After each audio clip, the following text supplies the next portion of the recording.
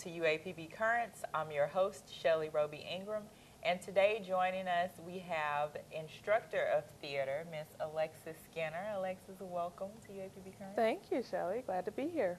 Now, later on in the show, we're also going to have the director of the theater department, Miss Cheryl Collins, and you guys are just here today to fill us in about this year's theater season and what's going on. And we've had some great seasons since you and Cheryl both got here. Thank you. Thank you. And so we look forward to everything just building and growing more. So you always have a theme each season.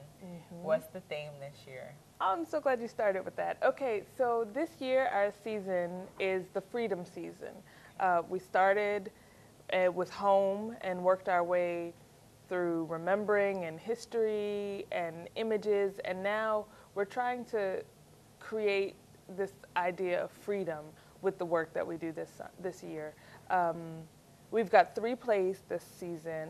The first is Once on This Island, which is a great Broadway musical. It's probably one of my favorite musicals ever, featuring a young girl in a mermaid story. What's the Little Mermaid style story? I want to be in that one. She's in her world, and then she has to make some sacrifices to get to the world of the man she loves, and ultimately she has to free herself through love from the constraints between both of their worlds. Oh, wow. And how soon does that one start casting? Oh, we actually just finished up auditions. We've got a full cast. Darn. We're getting geared up Alexis, for our first production just like that. We will be into it before you know it. And our production period is the weekend before Thanksgiving. Okay. And it's actually based on a novel by Rosa Guy called My Love, My Love. It's a Haitian fairy tale of sorts. And it's by Lynn Ahrens and Stephen Flaherty. Those are the 2 Broadway musical writers who created it out of the novel. All right. Okay, so that was all cast, darn. All done. They're actually all cast. Oh, everything's all cast. Okay, so nobody, I'm sorry you guys can't come out and audition for this season, but that just lets you know that next year you need to prepare earlier. We had a high demand. We had students ready at the gate waiting for auditions when we got here in August, actually. That's great. So that just shows how the theater program has grown so much from when you guys first got here. We had 3 students when we got here. We've worked our way to a good working crew of about 16, and then we still invite students from different majors and different areas on campus, and even community members to work with us in our productions, because we're doing this for you as well as for us and our students. That's great. Our second production is another story about freedom. You know it already. Can't Catch Me. I'm the Gingerbread Man. Oh, wow. So it's The Gingerbread Man by David Woods. And it is a pantomime, which is actually a British kids show, traditionally done in the Christmas holiday season, but we're doing it in February this year. And we're doing it because the gingerbread man always gets away. And so he totally matches our idea of freedom. He works hard and he keeps his goal in mind that he's going to get free from whoever wants to eat him at any given time. And that's always a favorite, that second show is the children's show. Yes, we really like to spend a lot of time planning out our children's show, because we know that the students in the community at the area schools can all come and see the show here on campus, get a feel for college life, and still see something that's perfectly appropriate for their age range that they can take back to their schools and discuss and have just excitement about theater and developing young theater audiences. Right, and it's something that you always make sure that the young people get involved in the production, and it's something that I know my children always look forward to. Is it time for us to go to the play? They know that we're going to the play every year, and are we going to get to be in it this year? And I'm like, you're in it every year. You're always in it. Every year they get to play a part. Partially starring the audience. That's right. That's how our children's shows work, and that's the lovely beauty of the pantomime show, because the British shows always have the audience interaction with the characters on the stage.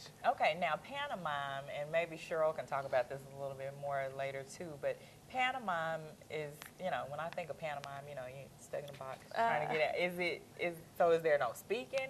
No. It's just a style of theater that developed in British theaters out of what historically we would know as the shadow puppet shows. Oh, so okay. or the Punch and Judy shows, which were hand puppets in a box. Okay. And so that kind of became the larger than life when it was put on stage by British theaters. And it's such a British tradition. When I lived in England, I worked on, I think, 2 pantomime shows, and it was really exciting. One of them was Pinocchio, and another one was, I think Snow White was the other one that I worked on. And so they're generally fairy tale type stories? They're always fairy tales, yes. Always fairy tales or stories that are already part of what children kind of learn growing up. Okay, all right, and so to end the season out? Now to end the season out, we always do something that is historically representative or that is socially powerful in our spring show. And our spring show this year it's a long title, bear with us. The Trial of One Short-Sighted Black Woman versus Mammy Louise and Safrida May. Okay. Now, what on earth is this? I know. The Trial, which is our short name for the play, is written by playwright Karani Marcia Leslie, and her play actually is a satire, which exposes the ugly side of social images with humor. So what is happening in this play is that this corporate climbing black woman has reached what she thinks is the glass ceiling in her job, and she's trying to get past it and break free. And she decides to confront 2 of the most notorious stereotypical images of black women ever. The Mammy figure, which is Mammy Louise, and Safrida May, which is represented by the Jezebel character, who is always using her sexuality to get ahead. And so these 2 characters are on trial, but it actually, in the discussion and in the trial process, what has to come to light is what part the woman plays into the continuation of those stereotypes. So it's very challenging work. We do it for our students because they have to be able to dissect a text, a dramatic text, and make it come to life. And they have to be able to look at something that is not always a linear story, and still be able to tell a story with it.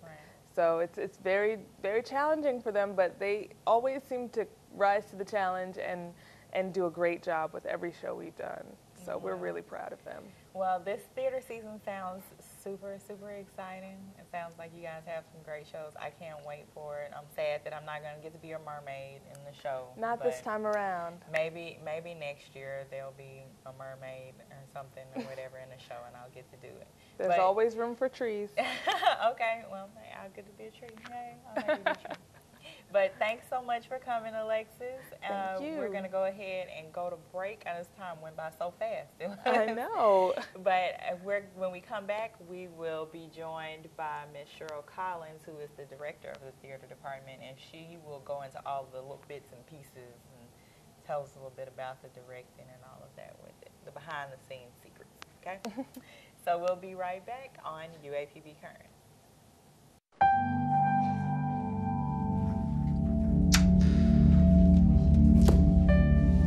When life's this hard, graduating can be even harder. But you can help the students in your community make it through by visiting boostup.org. Welcome back to UAPB Current, and again we are discussing the theater department here at the University of Arkansas at Pine Bluff, and now we have joining us our beautiful director of theater here at the university, Miss Cheryl Collins. Welcome to the show. Thank you. I love coming here. Well, good. We love having you. So Alexis and I just got done talking about just the basics of what shows you guys are presenting this year, and you know, it's just consumed all the time. So we didn't get to talk about, you know, any details of the shows and a lot of what the meaning of some of them, well, we did on the last one. On the trial. Oh, that's good. We talked a little bit about that. But I know that you guys have, you know, so many things that you do during the year other than just those basic shows. And I know one of the things that you wanted to make sure you got to talk about was this one night only. Okay. We're doing a one night only performance of last spring's show. Joe Turner Has Come and Gone by August Wilson. We're doing it for one night because it is the play that we're going to enter in the Kennedy Center American Theater Festival competition. Okay.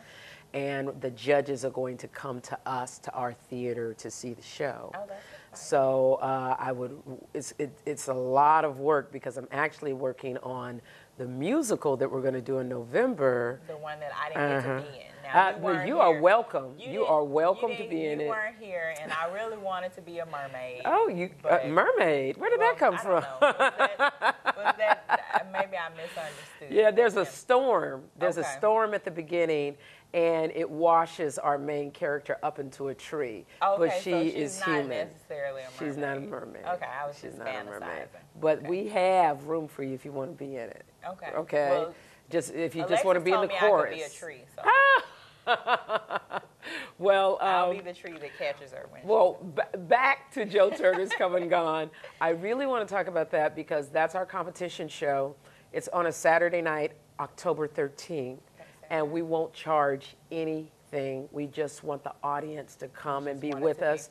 Right, and we want it to be packed, and we want people to come and be supportive. We want them to clap hard and laugh loud, but don't act out of the box. Right. You know what I'm saying? Don't distract from the show. Right, don't distract from the show because we're going to have those judges here and they're going to be judging us. And if we have the audience being too out of control, that will work against us. Right. So we want actual theater lovers, people who are going to come out and support and enjoy the show. So and I run into people in the community all the time that say, "Oh, I missed your show. I heard it was great. Here's a chance for you to see it. You can see it. You can see it for free. October 13th for free. Just come and make us look good in front of those judges." Right. But we're really excited about the show. We did a wonderful set that Brian T. Williams designed. Okay. And I know you know Brian, and he's wonderfully talented. He works here on campus in our Title III program. He's a graphic artist. Right. And he really designed a beautiful set. The play is set in 1911, and it really looked like the home of people that were living about that time, even down to the Edison light that was hanging from the ceiling.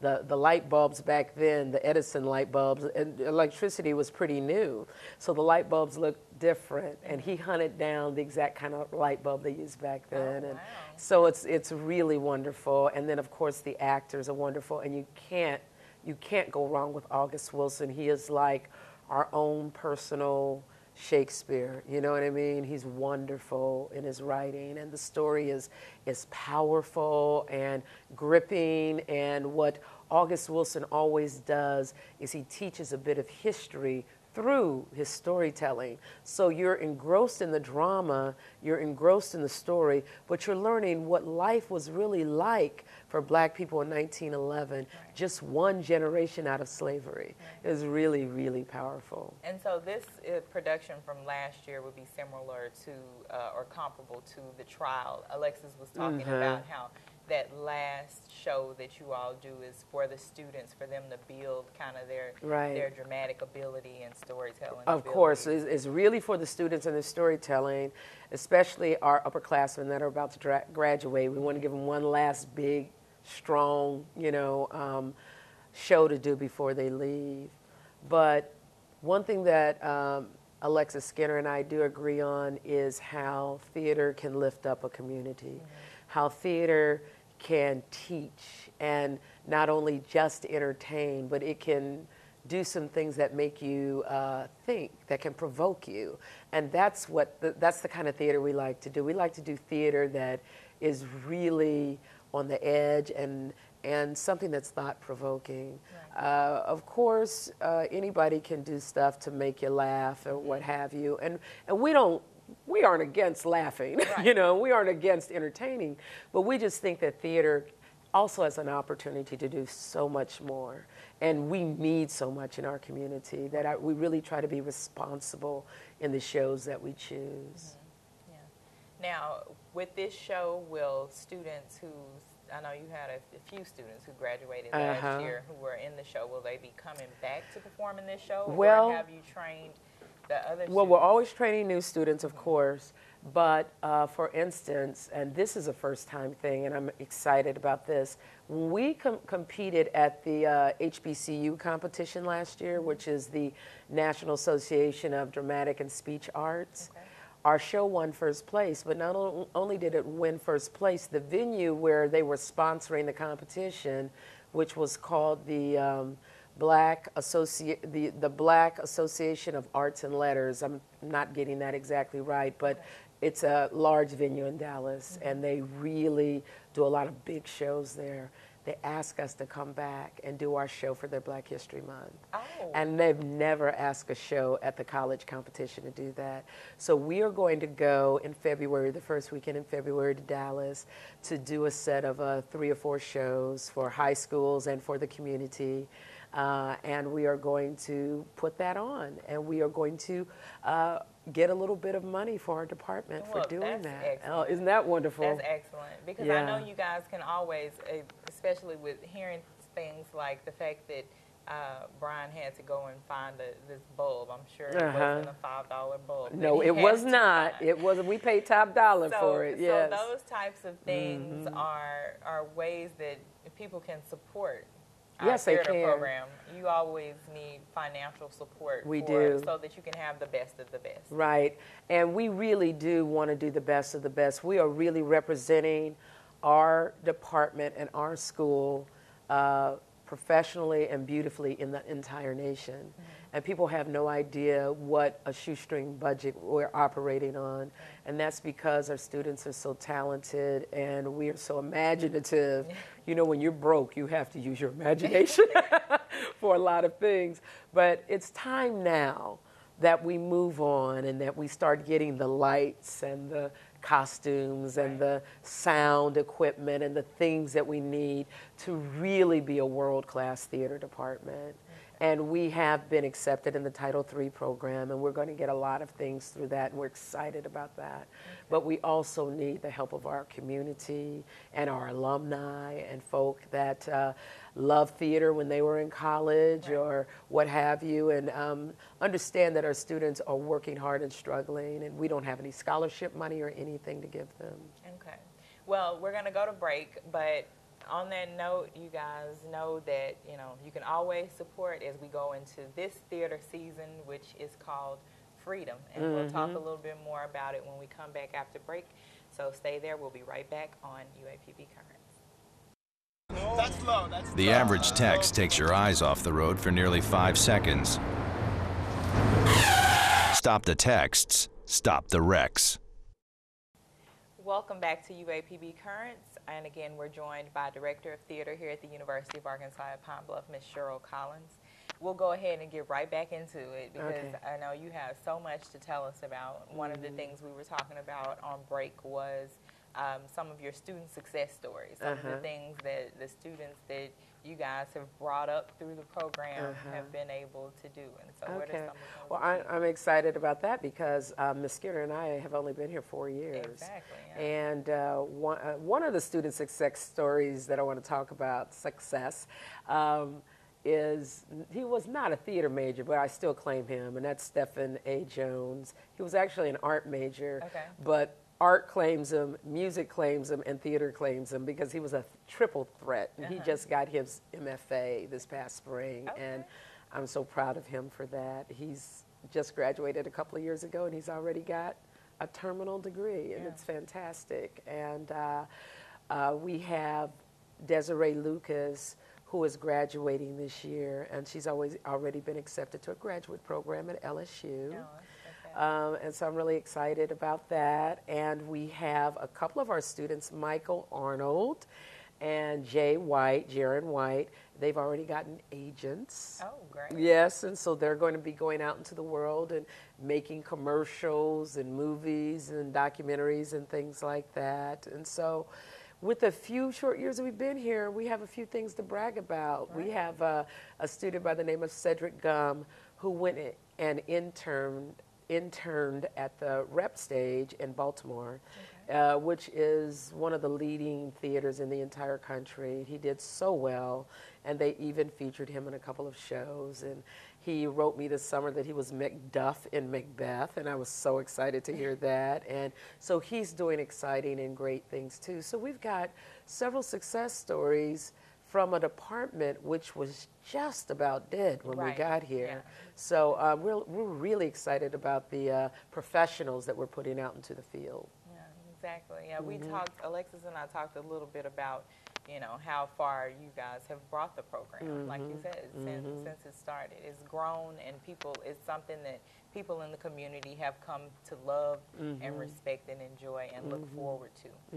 And so as we go into this Freedom season, is there anything else you want to talk about this season and perhaps the first show, the upcoming show, so that we can get everybody out and make sure that they're coming out and supporting the first show? Well, you know, we always try to do a challenge every year, something that the students have never done. And so last year the challenge was August Wilson, because he is just a really incredible writer, but you have to go deep to understand the writing and to act the writing. So that was our big challenge last year. The year before that, we did Shakespeare, and we said that we'll tackle that. And so this year, our challenge is a musical. Oh. We've never done a musical here. And a musical takes so many resources. It takes cooperation from the music department. We've stolen some voices from the choir. It takes the acting. It takes choreography. It is a big, major production. Well, that's awesome, though, because you're getting the entire campus involved in the production. Oh, yes, everybody's involved. And it's going to be a huge, all-consuming thing. And it's either going to be a tremendous success or a tremendous, no, I'm not going to say that. It's going to be a tremendous success, I'm sure. Because I know you all work so hard to prepare. Yes, we're already in rehearsal at the time of this taping. We're already in rehearsal, and the show is not until late November. So we are definitely taking it seriously, and Monday night is nothing but dance, and Thursday night is nothing but singing, and then the other rehearsals are me trying to put it all together, and we're trying to use some of the best music players on campus to be in the combo that plays live music during the show. Oh, it has live music? We're going to have live music, and the play takes place in Haiti, and I have this vision at the end, and we can talk on another show about whether or not I realized my vision, but I wanted to, at the very last scene, I want it to look like Carnival. I want it to just be bright colors and people everywhere. I want to find stilt walkers. I mean, I just want it to be amazing. We'll see. And one of the things that can help Cheryl realize that vision, that dream, is the support from the community, alumni, faculty, staff, anybody who's willing to make donations. And we have some faculty and some friends that make sure they subscribe to the season every year, first thing, because they know we need that money. And so that's one way you can support us, just by subscribing to the season. And when you subscribe to the season, you get a couple of tickets to every show. So you're actually going to see some great entertainment while you are spending your money. So you're not just giving the money, you're getting something back for it. You know what I'm saying? Even though we will accept people just Oh, sure. I'll accept anything. We'll take that too. We'll take that. In-kind donations, costumes, lights. All of that kind of stuff. And it's so funny because we got a costume donation last year from a lady, older lady, who just loves us and sent us all. And we ended up using some pieces that she sent that were very unique and very primitive looking. as the tents that we used in Mufaro's Beautiful Daughters. Oh, okay. Each family lived in a tent, and we covered the tent in this beautiful fabric she sent to us, and it was very just primitive looking, you know, very African looking, and we loved it, and we got it like the week the show opened. Oh, okay. And so it was like everything was working together in concert, and we felt like we were so blessed. Right. You know, it came in perfectly at the last minute. Okay, so with this again, the Freedom season, we have a couple of minutes before we go. What do you want to tell the community, everyone out there who's listening, about this theater season, what it means to you guys? You know, I know you're working really hard on a lot of things. Well, we have not one but 2 musicals, because our children's show is also a musical. Oh, okay. The Gingerbread Man is a musical, and it's an old British play, but we've kind of updated it and put some hip hop and some Latino music and dancing in it, and it's really yes. And so it'll have a lot of nice cultural references. We have a growing Latino community. And last year, year before last, we had a Latina character in one of our plays, and the little Hispanic students stood up and asked questions, and they thought she really spoke Spanish, and they were just so happy to see themselves represented on stage, right. And that is exciting to us. We love to have our students, Black, Hispanic, and other, to see themselves up on the stage and see themselves represented, and know that they can be that too. Well, thank you so much for coming, Cheryl. I know time went by so fast. It does. I know. We always enjoy you guys coming over. And we will have you guys come back mid-season. I guess we'll just have to have you come back before each show. Yeah, sure. That'll be great. That'll be great. Each show, and then we can know what happened with the last show. But I know you're going to have that dream for Carnival realized, because everyone out there in the community is going to support. They're going to call the numbers on the screen. They're going to find out how to subscribe to the theater season, how to support, how to donate, and you guys are going to have all of your dreams realized. And I just want to thank you and Randy. You guys have always been so supportive of us, and always come out and taped and done whatever we needed, and we love you guys here. Because we love you. You know, make everything all beautiful and exciting and magical. Thank you. All right, so that's it for this UAPB Currents. Remember, subscribe to this year's theater season, Freedom. And we'll see you next time on UAPB Currents. Bye-bye. Bye.